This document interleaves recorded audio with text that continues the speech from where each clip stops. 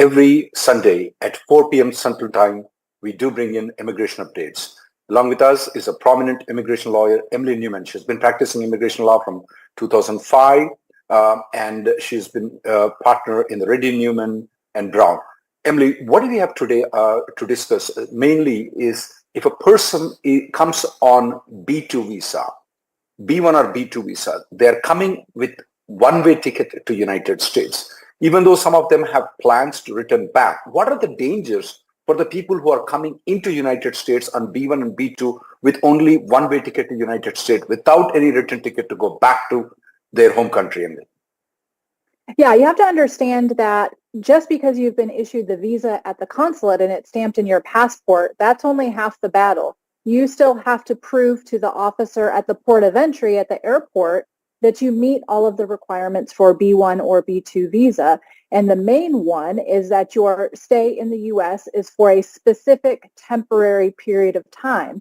And so if you are coming into the U.S. with a one-way ticket, no return ticket, that means you do not have any specific plans to stay temporarily and return back to your home country. The danger of that is you can actually be deported when you're at the airport, denied admission, and if they feel that you have misrepresented anything to the consulate to get the visa, and now you're coming in with different intentions because you don't have a return ticket, that can result in expedited removal, which is a very quick version of deportation, and that can cause a 5-year ban on you being able to return back to the U.S. And that visa will be canceled. So it's a very high risk of not being let into the country, being sent back to your home country, simply because you didn't have the proper documentation when you were traveling to the United States. Emily, let's go to the live questions because the show, the TV9 show is more about live questions, having people call into show where they can ask questions. People who wants to call in and join us, the number to call is 833-882-8872. Let me repeat again, 833-882-8872. The first caller today will be caller ending with 9849. What do you have question for us? 9849. Caller ending with 9849.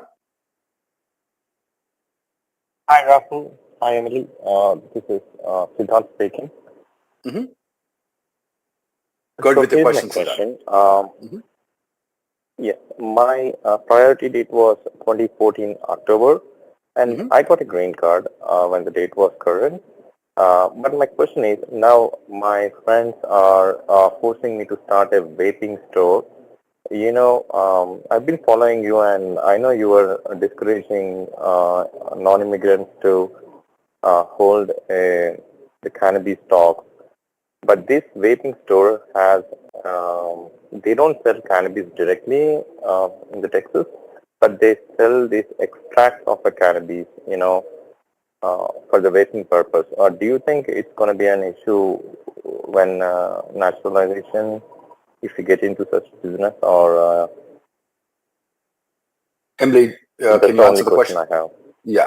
Yeah. So it's. Go ahead. You go ahead, Emily. Sorry. Mm-hmm. It boils down to whether those particular substances and business that is being sold are on the federal list of controlled substances. Off the top of my head, I don't know whether those particular types of substances are on the federal list of controlled substance. So even if the state of Texas allows that, you need to look at what the federal government says about it, and definitely get a very detailed opinion of that before you start anything. Even when you're a green card holder, you need to be a citizen before you can take certain steps with that. So you have to look into what substances exactly those are and whether they're on the federal list of controlled substances. So Emily, let me ask you this question again. Let's say, for example, in Denver, marijuana is legal. So you mean to say that marijuana selling is legal, marijuana buying is legal. So green card holders cannot do it? Is that what you meant to say, Emily? Correct. Yes. Anything that, although it's legal in the state, there is still a federal national law that says that it is a violation of law to deal with any kind of controlled substance, and marijuana is on that list of controlled substance. So even if it's legal in the state, it's not legal for federal purposes, which means it can cause great danger to your immigration if you're a non-immigrant or green card holder. Okay. We'll go to the next caller. The next caller ending with 549. You have any question for Emily? Caller ending with 549. Hello. Yes, go ahead. Yeah, Ma'am, thank go you for taking my call. Mhm. Can you hear me? Yes, we can. Go ahead, ma'am. Hello. Yes, we can Yeah. hear you. Go ahead, ma'am. Actually, we have filed EAD and AP along with I-485 filing in EB2 category in the year 2022. But we received only EAD, not AP. So USA sent us a letter saying that the case was closed as we received benefits through others. So actually we received EAD AP combo card through EB3 category in year 2020. That's the reason USCIS didn't issue AP in EB2 category.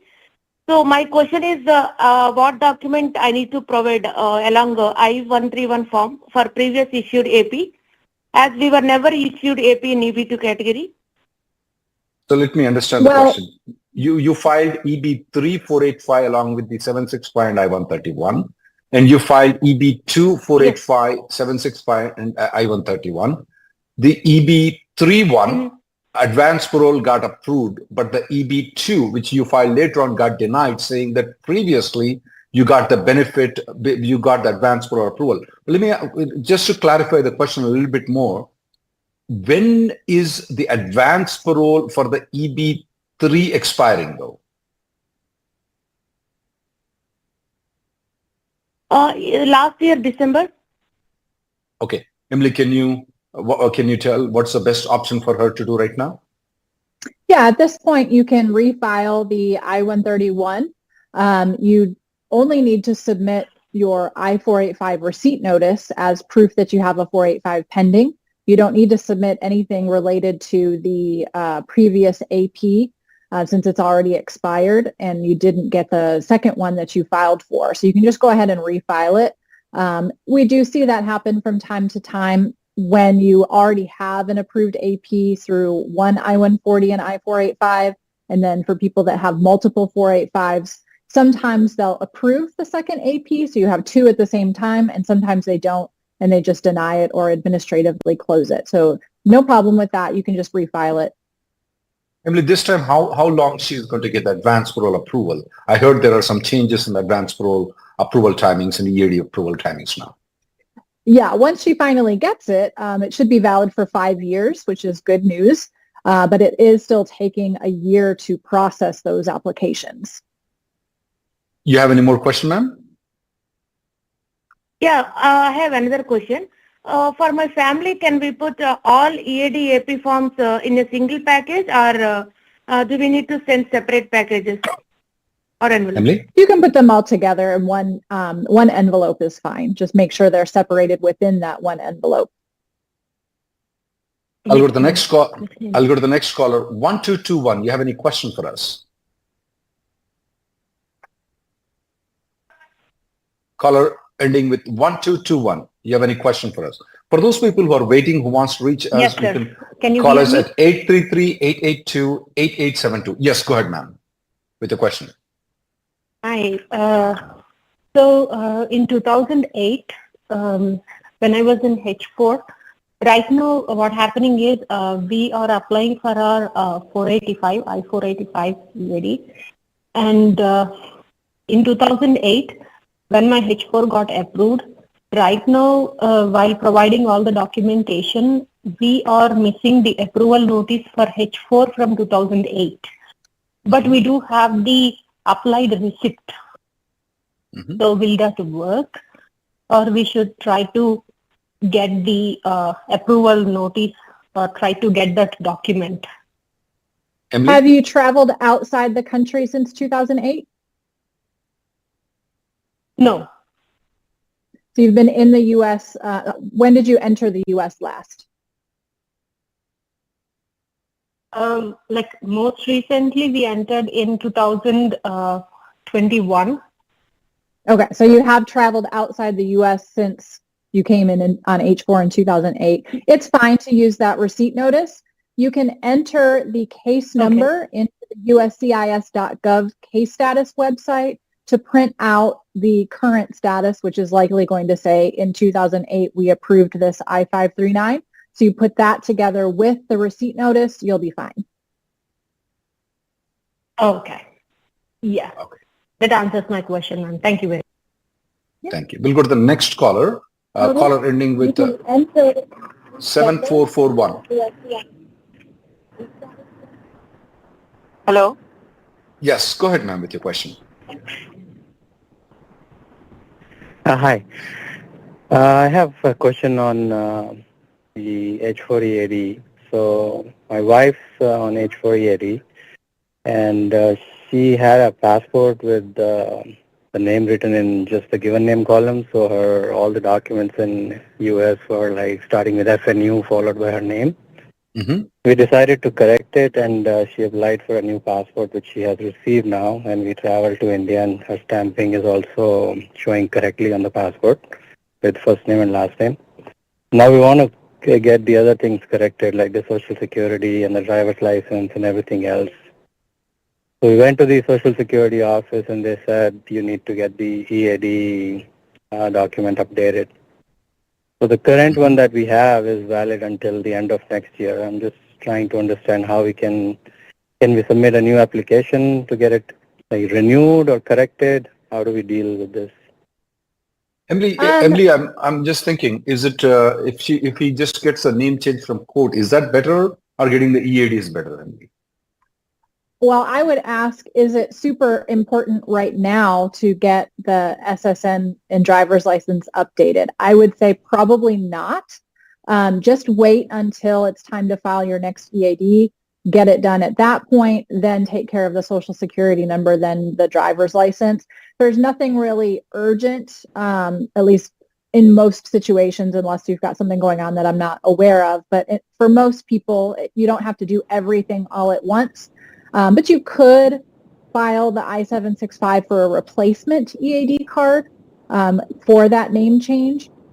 The only problem with the replacement is it's going to expire at the same time, so you're not really getting the benefit of an extension. So for that reason, you could wait until it's time to file the renewal, submit the updated documents at that point, and then once you get that card, take care of the Social Security number later. Okay. You have it? You have any more questions, sir? I have. Can I ask another one? Sure. Okay. So this one's about me. So I'm on H1, and I have a priority date of September 2015 in EB2. Mm-hmm. I've been exploring EB1A, and one of the questions that I had on EB1A is, let's say if I have switched, I will not say switch jobs, but let's say switch titles and technology. I'm working on, let's say, a totally different thing on IT, within IT though. Let's say one was related to software development. This one is now related to more cybersecurity. And I'm kind of into a managerial role as well. Can those things, all these like varied experience, be counted as an extraordinary ability? Emily? So generally, USCIS wants you to pick the field that you are claiming the extraordinary ability in.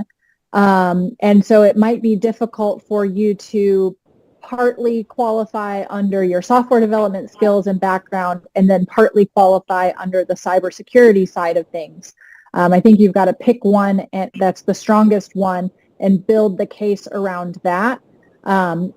Depending on how you build that case, and depending on how you frame your field of endeavor, what your area of expertise is, that will determine what you have to show in terms of your past employment history and experience, contributions to the field. So if you have been in software development and you're just now moving into cybersecurity, you may not be an expert in cybersecurity yet. That's what they're looking for, is do you have that expertise? Are you at the top of that field? So you may have to rely more on the software development side than the newer area, if that makes sense. Emily, being a manager, is that one of the qualification for the extraordinary ability? No, not at all. So it doesn't make a difference at all. Okay. So it's extraordinary ability. How many you have to qualify? What are the, I know there are 10 things. How many you have to qualify out of those 10 things, Emily? Yeah, you've got to qualify with at least 3 of the 10 criteria. On top of that, though, just meeting 3 is not enough. You have to show that they do a kind of final merits determination after you've just met the bare minimum of the 3 to see if looking at the totality of the evidence, all of the circumstances, have you risen to the top % of your field such that you have that extraordinary ability. So just meeting the 3 out of the 10 is generally not enough. You've got to show above and beyond that. We'll go to the next caller, Emily. The next caller is ending with 888. Do you have any questions for us? Phone number ending with 888.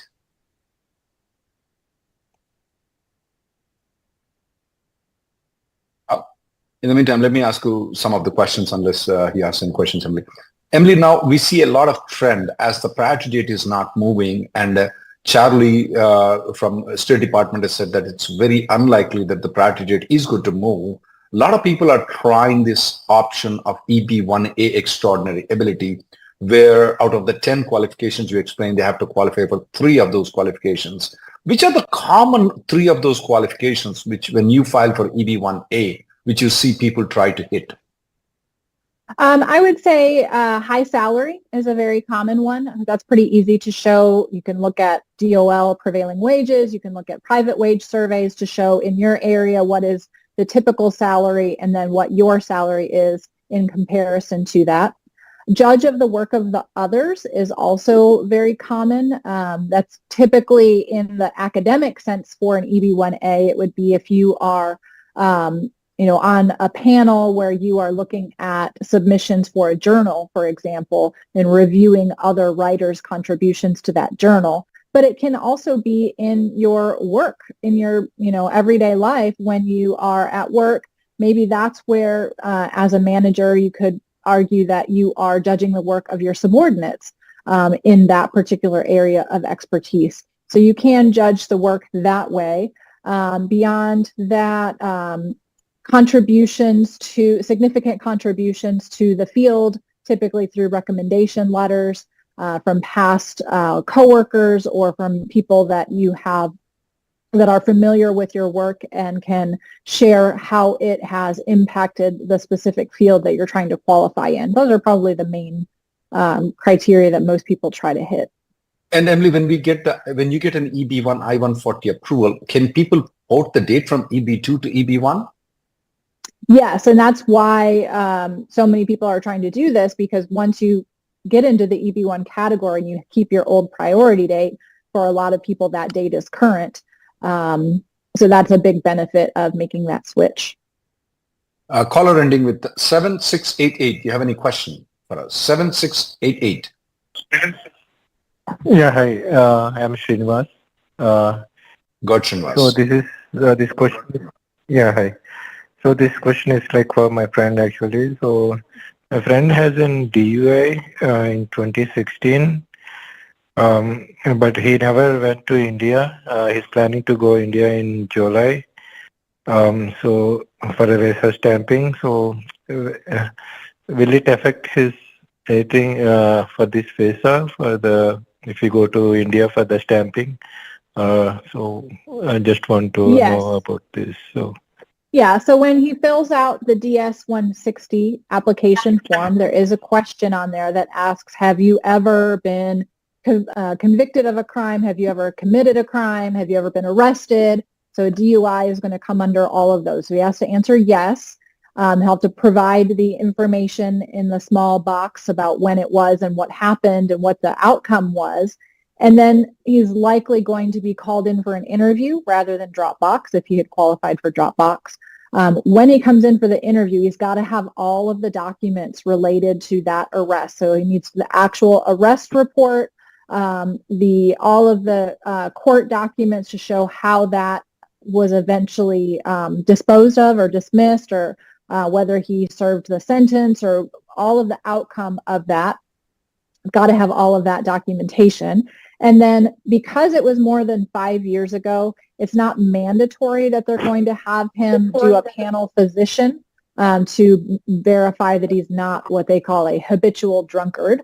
But they can still ask questions about that. So part of the interview, they're going to try to determine whether he has a drinking problem still.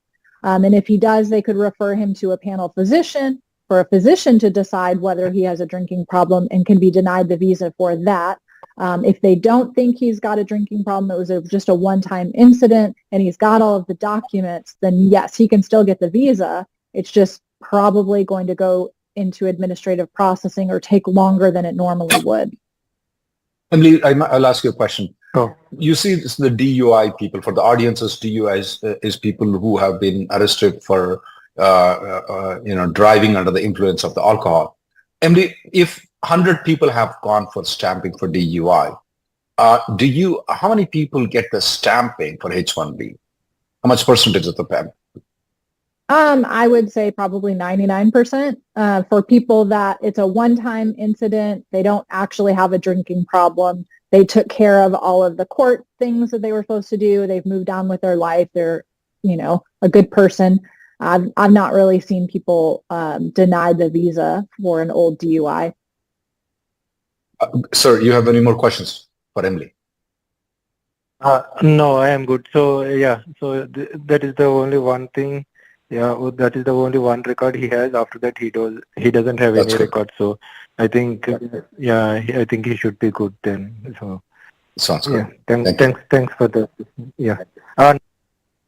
Emily, going to the topic that I was discussing on people trying to move to EB3, EB2 to EB1, one thing you covered is extraordinary ability, Emily. Why don't you explain how the EB1C works out, where people are trying to go outside the country, working for 1 year and come back and get the EB1C, and they can port the date from the EB2 to EB2 or EB3 to EB1. What is a typical, how do typically people get this EB1C approved and move their priority date from EB2 to EB1? What are the parameters for EB1C category? What should they be careful when they are moving outside the country and starting to work for 1 year and come back into the United States, Emily? Yeah, the most common scenario is they're already working for a company that's a multinational company, meaning they have offices in the U.S. and they have offices outside the U.S., often in the person's home country. If the company is on board, the company can send the person to their home country to work for 1 year. But you have to make sure that that 1 year is in a managerial capacity. Just because they call you a manager doesn't necessarily mean your work is in a managerial capacity. There's two ways to show that you have managerial capacity. The most common one is that you actually have direct reports, subordinates who report to you, and you are managing those people, and you're spending at least 51% of your time managing these people. You have the ability to hire them, you can fire them, you can increase their pay, you can approve leaves, you have the ability to do their performance reviews, and you're giving them feedback, and you are at a high level within the organization or the team or the department that you are managing. That's the most common type of manager. And so if you're doing that 51% of the time, it can qualify you for the foreign position to potentially qualify an EB1C. There's also a functional manager position where you don't necessarily manage people, but there's an essential function of the company that you manage instead, and that you have a wide range of discretion over that particular function. You operate at a high level with that particular function. You're reporting to the president or the CEO or very top level executives on that particular function. But you have to show, if you're a functional manager, that you're not doing the function yourself. There are other people that are carrying out the day-to-day activities of the function. They may not directly report to you, but you have to show those other people that are actually carrying out the duties of the function. So all of that, if you can make sure that the foreign position meets either of those definitions, then If your U.S. position, after 1 year, you're being brought back to the U.S. and your U.S. position also qualifies as either a people manager or a functional manager, the company can file the EB-1C I-140. So, a lot of times I have people kind of ask, well, there's a job opening in my home country, in my company. I want to quit my U.S. job and go and take up this foreign job, but not ask anything about doing the EB-1C and hope when I come back later my company is going to be willing to do it. I definitely would not go with that route. You want to make sure before you invest the next year of your life outside the U.S. that the company is going to support the EB-1C, because if they're not supporting it, then what was the point of moving abroad? So you want to plan it out in advance, make sure your company is on board with it. And then you have to decide how is it you're going to come back into the U.S. For a lot of people, you can come back on H-1B. You don't necessarily have to switch over to L-1A in order to get the EB-1C. You might try to do the L-1A to see if you meet the requirements of the EB-1C before you go through the green card process and EB-1C. But since you only have to be out for 1 year, if you have an H-1B that's valid for the next 3 years, you could go out, work for 1 year, come back into the U.S. on H-1B, and then have the company still sponsor the EB-1C even though you're on H-1B. We have a caller ending with 540. Do you have any question for us? 540. 540, do you have any question for us? Before Hello. Go ahead with your question now. Hello. Yeah, Yes. hi. I have a similar question, the one they asked for the DIU, but it's for a DV case. So what would the scenario be in case there's an existing DV case? A friend of mine is going through a similar situation. DV. What is DV? Domestic violence. Domestic violence. Okay. Emily, if it's a domestic violence, So how for the different it is for a domestic violence as compared to the DUI, which is drunk under the influence of alcohol, Emily? Yeah, definitely need to consult with a qualified immigration attorney personally on that, because domestic violence can, depending on the exact situation, be considered a crime involving moral turpitude, which is a fancy way of saying it's a crime that is against society. And we don't give people visas who commit crimes involving moral turpitude. It's a ground of inadmissibility. So the visa stamp can be denied. You can be denied entry at the port of entry. So before any kind of travel, if you've got that in your background, definitely contact a qualified immigration attorney who is in the state where the domestic violence issue happened, because they need to be familiar with that particular state's domestic violence laws. They have to look into the criminal aspect of it, figure out what the maximum sentence could have been for that, what's in the police report, and then decide whether the person is subject to a ground of inadmissibility or if there's a particular exception that might qualify. So definitely don't travel until you get that looked at. So domestic violence is more serious than DUI based on what you're telling, Emily. So that requires more attention. And what are the probabilities? I mean, assuming that, people are convicted with DUI, that you said probability of them getting the visa, to your experience, is almost 99%. Now, people who have been convicted of domestic violence, what are their probability of getting their visa? I mean, it could be as low as 5% of getting the visa. It really depends on which specific criminal statute was violated, what the ultimate outcome of the case was, if it was dismissed versus whether the person served jail time or still ongoing.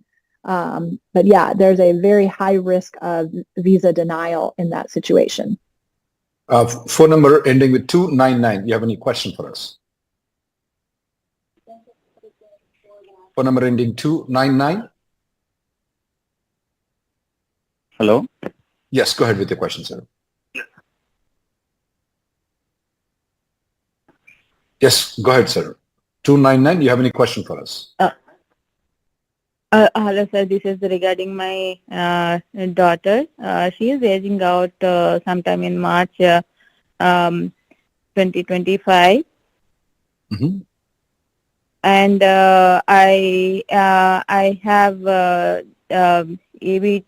filed AB2 with the priority date August 2015.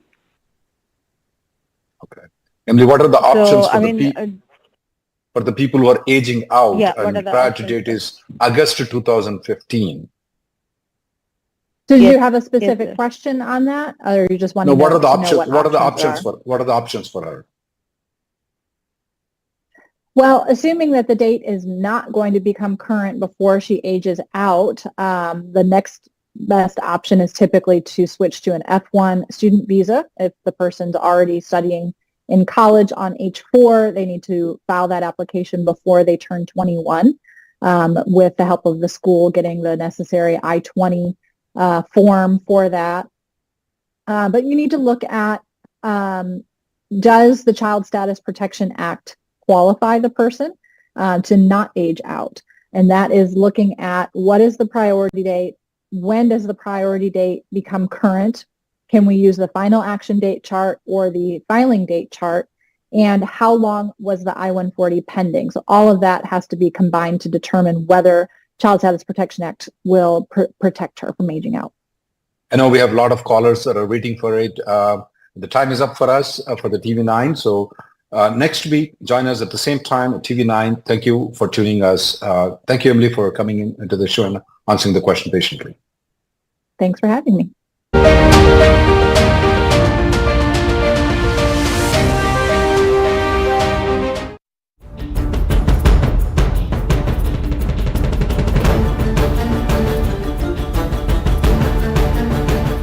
Hi, మీరు చూస్తున్నారు TV9 USA. నేను Srilatha. Welcome to A to Z fast news. South Los Angeles కు చెందిన స్లాసన్ recreation centre వద్ద గుమ్మిగూడిన జనాన్ని పోలీసులు చెదరగొట్టారు. ఈ ఘటనలో 2 పోలీసు అధికారులకు గాయాలయ్యాయి. ఈ దాడి తర్వాత షరీఫ్ డిపార్ట్మెంట్ నుంచి డజన్ల కొద్దీ క్రూయిజర్లు అక్కడికి వచ్చి గాయపడ్డ వారిని హాస్పిటల్ కు తరలించారు. ఇద్దరిని అదుపులోకి తీసుకున్నారు. శనివారం జరగాల్సిన నార్త్ కరోలినా ర్యాలీని డొనాల్డ్ ట్రంప్ చివరి నిమిషంలో రద్దు చేసుకున్నారు. వెల్మింగ్టన్ అంతర్జాతీయ విమానాశ్రయం మైదానంలో ర్యాలీకి వందల సంఖ్యలో జనాలు ట్రంప్ ప్రసంగం వినడానికి వేచి ఉండగా నేషనల్ వెదర్ సర్వీస్ ఇచ్చిన హెచ్చరిక ఆధారంగా పెద్ద తుఫాన్ ముప్పు పొంచి ఉందని, ర్యాలీ సైట్ ను విడిచిపెట్టి ఆశ్రయం పొందాలని ఆడియో సందేశం ద్వారా ట్రంప్ వీరికి తెలియజేశారు. మిచిగాన్ మన్రో కౌంటీలో స్వాన్ బోట్ క్లబ్ లో పిల్లల పుట్టినరోజు వేడుకలు జరుగుతుండగా ఒక మహిళ తన కారు డ్రైవ్ చేస్తూ క్లబ్ లోకి దూసుకువెళ్లింది. ఈ ఘటనలో 17 మందికి గాయాలు కాగా 2 చిన్నారులు చనిపోయారని పోలీసులు తెలిపారు. శనివారం సాయంత్రం బ్లూ క్లీన్ పియర్ వద్ద జరిగిన గొడవలో అనేక మంది గాయాల పాలయ్యారు. న్యూయార్క్ పోలీస్ డిపార్ట్మెంట్ అగ్నిమాపక అధికారుల ప్రకారం పడవలో జరిగిన పార్టీ గొడవలో జరిగిన 2 వ్యక్తులను కత్తిపోట్లు, మరొకరికి తలపై బాటిల్తో కొట్టిన గాయాలతో గుర్తించి వారిని హాస్పిటల్ కు తరలించారు. తన భర్తను మరొక మహిళతో రెడ్ హ్యాండెడ్ గా పట్టుకున్న టెక్సాస్ కు చెందిన 34 ఏళ్ల స్టెఫానీ అతడిని గన్తో షూట్ చేసి చంపినట్లు ఆరోపణలు ఎదుర్కొంటుంది. మహిళను కూడా చంపుతానని బెదిరించిందని అదుపులోకి తీసుకున్న పోలీసులు తెలిపారు. లింకన్ పార్క్ వద్ద ఉన్న ప్రముఖ lake shore sports and fitness club నుండి ఒక మహిళ బ్యాగ్ దొంగతనం చేసి కీ ఉపయోగించి ఆమె కారును దొంగిలించడమే కాకుండా ఆమె ఇంట్లోకి కూడా ప్రవేశించాడని కేసు నమోదు చేశారు. డాలస్ మరియు టారెంట్ కౌంటీలకు జారీ చేసిన అడ్వైజరీ గడువు ముగిసింది. ఉత్తర మధ్య టెక్సాస్ లోని కొంత భాగం, దిగువ ప్రాంతాలకు ముప్పు తప్పిందని చెప్పారు. లోతట్టు లేదా డ్రైనేజ్ సరిగ్గా లేని ప్రాంతాల్లో వరద కొనసాగవచ్చని వాతావరణ సంస్థ తెలిపింది. పినెలాస్ కౌంటీలో పాఠశాలకి ఆహారం తెస్తున్న వ్యాన్ అగ్ని ప్రమాదానికి లోనైంది. మెమోరియల్ హైవేలోని let's cook shade kitchen parking లో మధ్యాహ్నం ఆహారం లోడ్ చేసే సమయంలో ఈ ప్రమాదం సంభవించింది. దీనివల్ల ప్రాణ నష్టం ఏదీ జరగలేదని తెలిపారు. నార్త్ కరోలినాలోని బెల్విడేర్ కు చెందిన బ్రయాన్ క్రిస్టోఫర్ వైట్ కోరే క్రిస్టోఫర్ ను కాల్చి చంపారు. ఘటన జరిగిన కొద్దిసేపటికే పోలీస్ అధికారి నిందితుడి వద్దకు వెళ్లి తన ఆయుధాన్ని వదలమని హెచ్చరించినా వినకపోవడంతో కాల్చి చంపినట్టు పోలీసులు తెలిపారు. నార్త్ టెక్సాస్ లో భవనం పేలి 3కి గాయాలయ్యాయి. పైలట్ పాయింట్ లో శనివారం జరిగిన పేలుడులో భవనం పూర్తిగా పడిపోయింది. అయితే దీనికి కారణం ఇంకా తెలియలేదన్నారు. బైడెన్ ప్రభుత్వం అలాస్కాన్ భూమిలో చమురు మరియు గ్యాస్ కార్యకలాపాలను నిరోధించడానికి సన్నాహాలు చేస్తుంది. భవిష్యత్తులో నేషనల్ పెట్రోలియం రిజర్వ్ అలాస్కాలో సగానికి పైగా చమురు లీవింగ్ పరిమితం చేసే ప్రణాళికలను ఖరారు చేసింది. ఇలినాయ్ మరియు యునైటెడ్ స్టేట్స్ అంతటా ఉన్న ఆసుపత్రులపై పెరుగుతున్న సైబర్ టాక్ వలన నష్టపోతున్నామని US department of health and human services data తెలుపుతోంది. సైబర్ దాడులు జరిగిన ప్రతిసారి డబ్బు ఇవ్వలేరని, పోలీసుల వద్దకు వెళ్లే అవకాశం తక్కువే అని ఇటీవలే అటాక్ కి గురైన చికాగోలోని లూరీ చిల్డ్రన్స్ హాస్పిటల్ డీన్ తెలిపారు. ప్రమాదకరమైన మెదడు గాయం బాధితులకు కేటాయించిన పబ్లిక్ నిధుల నుండి 3 మిలియన్లకు పైగా దొంగలించిన నేరం కింద న్యూ జెర్సీకి చెందిన సిఆర్ క్రౌస్ దోషిగా నిర్ధారించబడ్డాడు. ఇది కాక